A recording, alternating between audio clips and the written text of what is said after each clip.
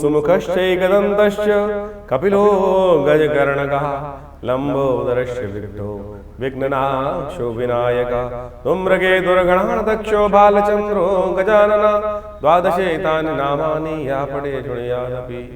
सर्वमंगल मांगल्ये शिवे सर्वार्थसाधिके शरण्ये त्र्यंबके गौरी नारायणी नमोस्तुते। नमस्कार, स्वागत है आपका आचार्य वाणी में। मैं आचार्य डॉक्टर विक्रमादित्य आपके साथ हूँ। आज का विषय हमारा है वृषभ राशि वालों के लिए कैसा रहेगा अप्रैल का अंतिम भाग। देखिए, वृषभ राशि वालों के लिए जो अप्रैल का अंतिम भाग है कई मामलों में बड़ा अच्छा बनता दिखाई दे रहा है।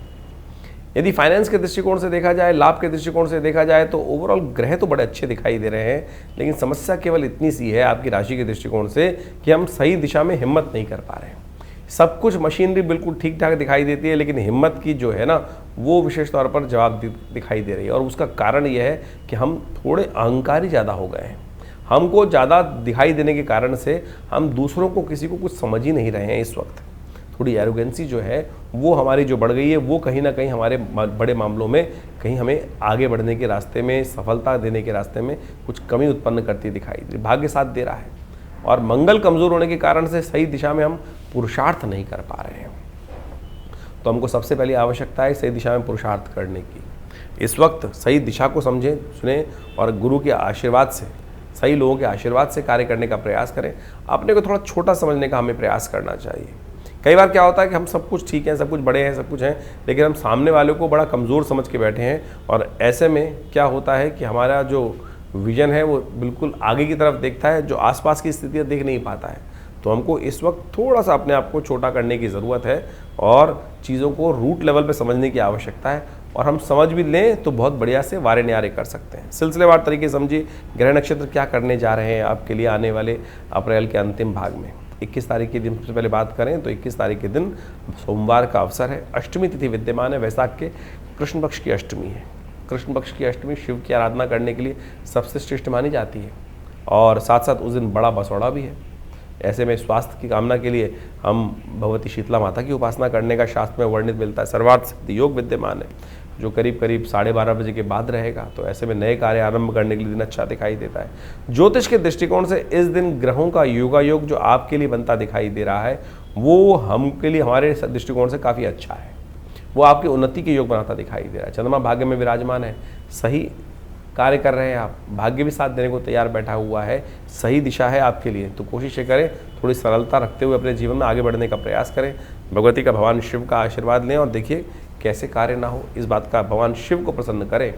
ओम नमः शिवाय का जप करें। सोमवार का दिवस है, सुबह सुबह दूध से भगवान शिव को स्नान कराकर कार्य करिए और देखिए रास्ते बहुत जल्दी से आपके लिए बनेंगे। ध्यान रखिएगा, बहुत ज़्यादा मीठा मीठा जो बोले लोग उनसे बचते हुए कार्य कीजिएगा।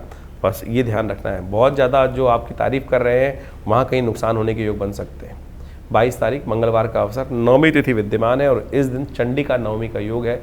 मंगलवार के दिन योग बन रहा है और मंगल आपके कमज़ोर चल रहे हैं। ग्रह बाकी सब ठीक है, मंगल ही को ही ताकत की ज़रूरत है इस वक्त। तो आप एक काम करें, ओम क्रांग क्रीं क्रौंग से भौमाय नमः इस मंत्र का जप करें। हो सके तो बंदर को गुड़ चने डालें, यह आपके मंगल को ताकत देने का बढ़िया रास्ता है।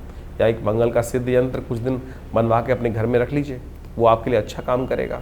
क्योंकि इन दिनों अभी 7 जून तक मंगल कमज़ोर चल रहे हैं, बाकी सब ग्रह आपके जोर लगा रखे हैं, लेकिन आप ही नहीं जाग रहे हैं। इस वक्त ऐसी स्थिति दिखाई देती है। तो भगवती से आराधना करें। या देवी सर्वभूतेषु बुद्धि रूपेण संस्थिता नमस्तस्यै नमस्तस्यै नमस्तस्यै नमो नमः, ये भाव का मंत्र जप करें, देखिए कल्याण होगा। 23 तारीख बुधवार का अवसर है। दशमी तिथि विद्यमान है और इस दिन ग्रह परिवर्तन की तरफ जाते दिखाई दे रहे हैं और ये परिवर्तन आपके कार्यों में आपकी मेहनत के अनुसार से सफलता देने के, लाभ देने के योग आपकी बनाता दिखाई दे रहा है। इस दिन पंचक आरंभ हो रहे हैं, ध्यान रखिएगा। देखिए इन दिनों चतुर्ग्रही योग बना हुआ है और सूर्य राजा हैं। ग्रीष्म ऋतु का अत्यधिक प्रभाव उत्पन्न करते दिखाई दे रहे हैं। तो जो लोग अग्नि संबंधित कार्य करते हैं, एकत्रीकरण संबंधित कार्य करते हैं, लकड़ी का कार्य करते हैं, किसी प्रकार से तृण का एकत्र करने का कार्य करते हैं, जहां अग्नि का भय हो, उनको थोड़ा सावधानी के साथ कार्य करने का प्रयास करना चाहिए। इन दिनों ये ग्रह थोड़े भारी दिखाई देते हैं। इसके साथ साथ भद्रा का योग भी है, तो नए कार्यों को आरंभ करने से बचना चाहिए। शाम के 4:45 बजे तक भद्रा रहेगी।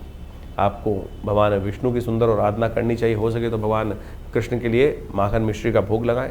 विघ्नों को दूर करने वाले गणेश जी की आराधना करें, वो भी अच्छा रहेगा। 24 तारीख बृहस्पतिवार का अवसर वरुथिनी एकादशी का सुंदर योग है, भगवान विष्णु की सुंदर उपासना करने का दिन है ये वाला। इस दिन नेपच्यून ग्रह जो आपके शनि के साथ विद्यमान चल रहा है इन दिनों, वो विशेष तौर पर शनि के नक्षत्र में ही प्रवेश कर रहा है, चीज़ों को थोड़ा स्लो करता दिखाई दे रहा है। इन दिनों सबसे ज़्यादा जो ग्रह हैं वो शनि के नक्षत्र में ही चलते दिखाई दे रहे हैं, शनि के कहीं ना कहीं योग में फंसते दिखाई दे रहे हैं। शनि खुद तो स्लो ही हैं, लेकिन बाकी सब गति को भी स्लो कर देते हैं। और ऐसे में क्या होता है, मंगल ने पुरुषार्थ कम कर रखा है, तो चीज़ों के रिजल्ट तो कर्म से ही आएंगे, मेहनत से ही आएंगे, वो कम करते दिखाई दे रहे हैं। तो ऐसे में भगवान विष्णु की सुंदर उपासना करें, भगवान विष्णु की कृपा से आप जागेंगे और विशेष तौर पर उनका चरणामृत ग्रहण करें, कल्याण होगा। उनके नियमित व्रत रखें, वो भी आपके लिए शुभ रहेगा। 25 तारीख शुक्रवार का अवसर, द्वादशी तिथि विद्यमान है और इस दिन ग्रह परिवर्तन करते हुए थोड़े से आपके लिए जो योग बना रहे हैं, चतुर्ग्रही योग पंचग्रही योग में परिवर्तित हो रहा है।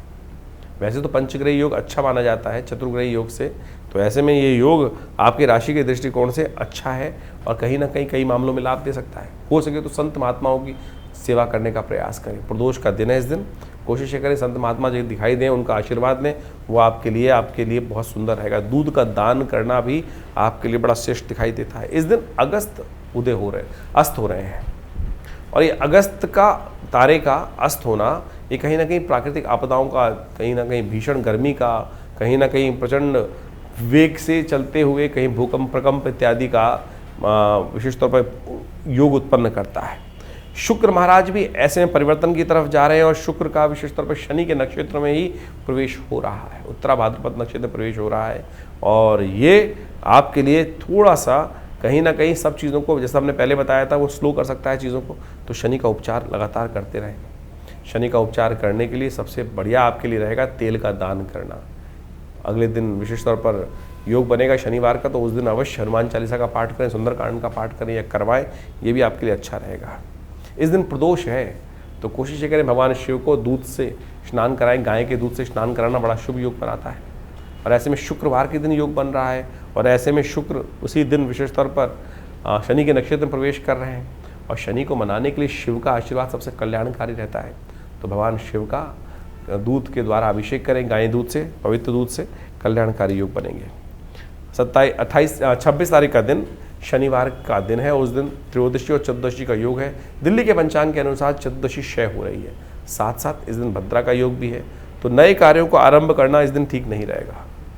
ग्रह नक्षत्रों के दृष्टिकोण से देखिए, इस वक्त योग जो बना है वो कहीं ना कहीं आपके लिए अच्छा है। थोड़ा सा मेहनत पे ध्यान दीजिए, चीज़ें आपके अनुरूप बन सकती हैं, इस बात का ध्यान रखते हुए कार्य करना आपके लिए अच्छा रहेगा। इस वक्त शनि का उपचार आप ज़रूर करें, शनिवार का दिन है, हो सके तो उड़द के दाल का दान, हो सके तेल का दान, हो सके तो सतनाजे का दान, ये समस्त शनि के उपाय हैं, अवश्य करिए, कल्याण होगा। 27 तारीख रविवार का अवसर है, अमावस्या तिथि इस दिन विद्यमान है और ग्रह नक्षत्र परिवर्तन की तरफ जा रहे हैं और ये परिवर्तन समझें थोड़ा सा भारी दिखाई देता है, महत्वाकांक्षा को बढ़ाता दिखाई दे रहा है। ऐसे में बहुत अधिक महत्वाकांक्षा जो है वो आपके लिए कहीं ना कहीं फंसा सकती है। इन दिनों आपकी उम्मीदें बहुत ज़्यादा लगी हुई हैं, चीज़ों में कार्य कम हो रहा है, मेहनत कम हो रही है, लेकिन मन से उम्मीद जो मन के अंतःकरण में कोने में कहीं बैठी हुई चीज़ जो है बहुत ज़्यादा उम्मीद जगाती दिखाई दे रही हैं। इसलिए थोड़ा सा इस बात को ध्यान रखते हुए कार्य करना चाहिए आपको, तो आपके लिए अच्छा रहेगा। सट्टा खेलना, जुआ खेलना, ये आपके लिए कहीं ना कहीं अनिष्टकारी हो सकता है, तो इस वक्त कहीं भी थोड़ा सा ध्यान रखें। शेयर मार्केट इत्यादि में थोड़ा सा इन्वेस्टमेंट बहुत सोच समझ के करेंगे तो अच्छा रहेगा, नहीं तो कहीं ना कहीं फंस सकते हैं। ये आपको विशेष तौर पर ध्यान देने की ज़रूरत है। 2-3 दिन ग्रह नक्षत्र इसी प्रकार के। इस दिन अमावस्या का योग है, कोशिश करें अपने पितरों का आशीर्वाद लेने का प्रयास करें, अपने पितरों के निमित्त यज्ञ। रविवार के दिन अमावस्या का योग बन रहा है, कोशिश ये करें अपने पितरों के निमित्त थोड़ा ब्राह्मण भोजन, अन्न को बनाकर, खीर इत्यादि बनाकर गरीबों को खिलाएं, उनका आशीर्वाद लें। आपके पितृ ये अपेक्षा करते हैं कि आप उनके निमित्त कौन से कार्य कर रहे हैं, तो अवश्य छोटे छोटे कार्य। हमने विवेकानंद योगाश्रम में इस दिन विशेष तौर पर यज्ञ रखा है, गायत्री यज्ञ रखा है, आप भी इसमें सम्मिलित हो सकते हैं। सुबह 8 बजे से लेकर 11 बजे तक यह कार्यक्रम रहेगा और ईश्वर प्रेरणा से आप यदि अपने पितरों के निमित्त ये कार्य करेंगे, तर्पण इत्यादि, गायत्री यज्ञ इत्यादि, तो उनका आशीर्वाद आपके लिए बहुत फलीभूत होगा और कल्याणकारी योग बनाएगा। बात कर लेते हैं 28 तारीख की, सोमवार का अवसर। शुक्ल पक्ष आरंभ हो रहा है, वैशाख का माधव मास का शुक्ल पक्ष है और बहुत सारे शुभ योग को लेकर आ रहा है। इस दिन कई ग्रहों का परिवर्तन का योग बन रहा है। इस दिन यदि हम देखें तो अभी सूर्य भरणी नक्षत्र में प्रवेश किए हैं, जो शुक्र का नक्षत्र है, बुध जो है अपने ही नक्षत्र में चले गए हैं। ये परिवर्तन बड़ा महत्वपूर्ण है। इसके साथ साथ इसी दिन यदि आप समझें तो जो बृहस्पति हैं वो भी मृगशिरा नक्षत्र, मंगल के नक्षत्र में प्रवेश कर रहे हैं, उसके द्वितीय चरण में। शनि महाराज अपने ही नक्षत्र में जा रहे हैं। तो ये सारा का सारे परिवर्तन कहीं ना कहीं बहुत तेज गति से कुछ ना कुछ नई डायरेक्शन देता दिखाई दे रहा है। ऐसे में सूर्य राजा होने के कारण से थोड़ा सा बैलेंस होकर चलने की ज़रूरत है। पुण्य कार्यों की तरफ ज़्यादा ध्यान देने की ज़रूरत है। तो तेज़ी से इस आगे अभी समय जो आ रहा है, अगला महीना जो आ रहा है, कई ग्रहों का परिवर्तन का दिखाएगा। और जब परिवर्तन का समय होता है थोड़ा अलर्ट रहना चाहिए, आलस में नहीं रहना चाहिए। तो आलस में ना रहें, इस बात का ध्यान रखते हुए कार्य करें और तो आपके लिए अच्छा रहेगा। 29 तारीख मंगलवार का अवसर है। द्वितीया तिथि इस दिन विद्यमान है और इस दिन परशुराम जयंती है। देखिए, परशुराम भगवान जो हैं वो विशेष तौर पर भगवान विष्णु के अवतार माने जाते हैं। इस दिन चंद्रमा उच्च के होकर आपकी राशि में ही विराजमान हो गए हैं और ये आपके वारे न्यारे कर सकते हैं। थोड़े पुण्य जगा लीजिए, बस थोड़ा पुण्य जगा लीजिए। और समय आपके लिए 2-3 दिन का ग्रह नक्षत्र योग जो है कई मामलों में अच्छा है, दाव लगाने का योग है। और थोड़ा सा यदि इस वक्त रिस्क लेने की स्थिति भी हो तो ले सकते हैं, क्योंकि चंद्रमा अकेला ही बृहस्पति के साथ बैठकर आपके लिए कम से कम 70% पॉजिटिव योग बनाता दिखाई दे रहा है। इस दिन गजकेसरी योग बन रहा है जो आपके लिए कहीं ना कहीं लाभ के रास्ते खोल सकता है। सर्वार्थ सिद्धि योग भी बना हुआ है। ऐसे में कोशिश करें, विप्रजन ज्ञानी जन लोगों की उनका आशीर्वाद लेकर काम करेंगे तो अच्छा रहेगा। 30 तारीख बुधवार का दिन है, अक्षय तृतीया का योग है और ये अक्षय तृतीया समस्त कर्म का अक्षय फल देने वाली होती है। बस ये ध्यान रखिएगा, जैसे शुभ कर्म करेंगे उसका अक्षय फल प्राप्त होगा, लेकिन दुष्कर्म यदि हुआ तो उसका भी अक्षय फल ही प्राप्त होगा, यानी उसको भी मेटना मुश्किल हो जाएगा। ग्रह नक्षत्र पॉजिटिव है आपके लिए। हम कहेंगे 70-80% ग्रह नक्षत्र इन 2-3 दिन जैसा हमने कहा पॉजिटिव चलते दिखाई दे रहे हैं। आपकी राशि के अंदर ही उच्च के चंद्रमा बृहस्पति के साथ विराजमान होकर कई सारे अशुभ ग्रहों को साइडलाइन कर आपके लिए शुभ देने के लिए तैयार बैठे। इस प्रकार से आपने ग्रहों का खेल दिन पर दिन किस प्रकार का रहेगा वो समझने का प्रयास किया। देखिए, ये ग्रहों का जो खेल है वो विशेष तौर पर हर रोज परिवर्तन के साथ आगे बढ़ता रहता है जीवन। लेकिन इस समय जो चतुर्ग्रही योग बना हुआ है वो पूरे अप्रैल के अंदर जिस प्रकार चलने वाला है वो कहीं ना कहीं इस समय ग्रहों की युति को शुभ नहीं करता। और ये चतुर्ग्रही योग जो है वो कई बार जब भी जन्मपद विशेष तौर पर गोचर में बनता है तो वो संसार के अंदर कुछ ना कुछ अशांति, चाहे वो प्राकृतिक आपदाओं को उत्पन्न करने के योग बनाता है या विश्व में अशांति का वातावरण बनाता है। जनमानस में अशांति की तरफ प्रवृत्त करने के लिए बहुत सारे उपद्रवी तत्व जो हैं वो प्रेरित करते रहते हैं लोगों को अपने स्वांता सुखाई। संसार में लोग अपने स्वार्थ के लिए पता नहीं कहाँ कहाँ किस किस प्रकार से किन किन के जीवन को बर्बाद करने का प्रयास करते हैं और ये आज से नहीं अनादिकाल चलता रहा है। और इन्हीं सब चीज़ों को समझकर ज्योतिष के आचार्यों ने इन योगों को समझते हुए इन चीज़ों को लिखा, बताया कि किस प्रकार का योग चल रहा है। जैसे आप देख रहे हैं कि इस वक्त आपके राशि के दृष्टिकोण से हमने दिन पर दिन किस प्रकार का योग था वो तो समझाए, लेकिन ये भी समझने की आवश्यकता है कि विश्व के दृष्टिकोण से जो इस वक्त ग्रहों का योग है, चाहे वो शनि महाराज है, शुक्र है और राहु इत्यादि हैं और साथ साथ बुध इत्यादि, इन चारों ग्रहों की युति जिस प्रकार से ग्रहों की बनी हुई है वो विश्व को कहीं ना कहीं अशांत करती है और ये प्राकृतिक आपदाओं को भी लाती है, भूकंप इत्यादि।